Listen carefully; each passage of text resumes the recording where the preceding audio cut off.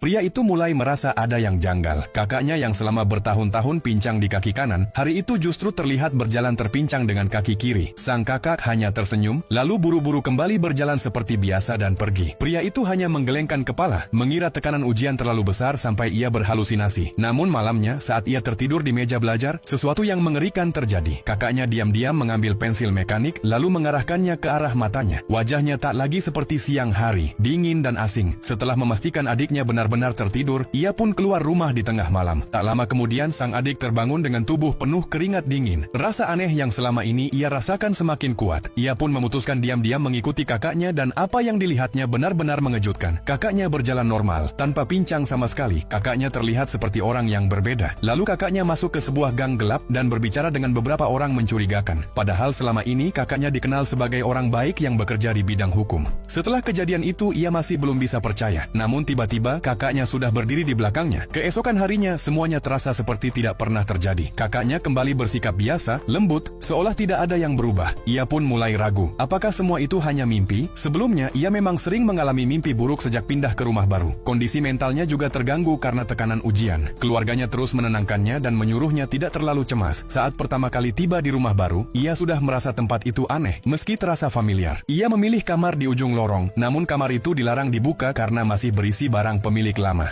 Akhirnya ia harus berbagi kamar dengan kakaknya. Sejak tinggal di sana, perasaan gelisah terus menghantuinya. Suatu malam terdengar suara aneh dari kamar yang terkunci itu. Ia mencoba memeriksa, namun kakaknya mengatakan tidak ada apa-apa dan membawanya keluar untuk menenangkan diri. Tak lama setelah itu, kakaknya tiba-tiba pergi karena mendapat telepon dari ayah. Namun di perjalanan, kakaknya justru disergap oleh sekelompok orang dan diculik. Saat ia menyusul, semuanya sudah terlambat. Hari demi hari berlalu tanpa kabar. Ia hanya bisa menunggu sambil dihantui mimpi buruk tentang kakaknya. Hingga pada hari ke-8, kakaknya tiba-tiba kembali, tanpa luka sedikit pun, dan tanpa ingatan tentang apa yang terjadi. Dokter mengatakan itu akibat gangguan psikologis yang menghapus ingatan traumatis. Namun sejak saat itu sikap kakaknya berubah, pincangnya berpindah sisi. Meski dijelaskan sebagai kesalahan penglihatan, rasa curiga tidak hilang. Suatu pagi, ia menyadari dirinya lupa minum obat. Seketika ia berpikir semua kejadian aneh itu hanyalah halusinasi akibat kondisinya. Dengan rasa bersalah, ia meminta maaf kepada kakaknya. Namun setelah kakaknya pergi, ia tanpa sengaja menjatuhkan pensil mekanik. Saat mengambilnya, ia melihat sesuatu yang membuatnya membeku.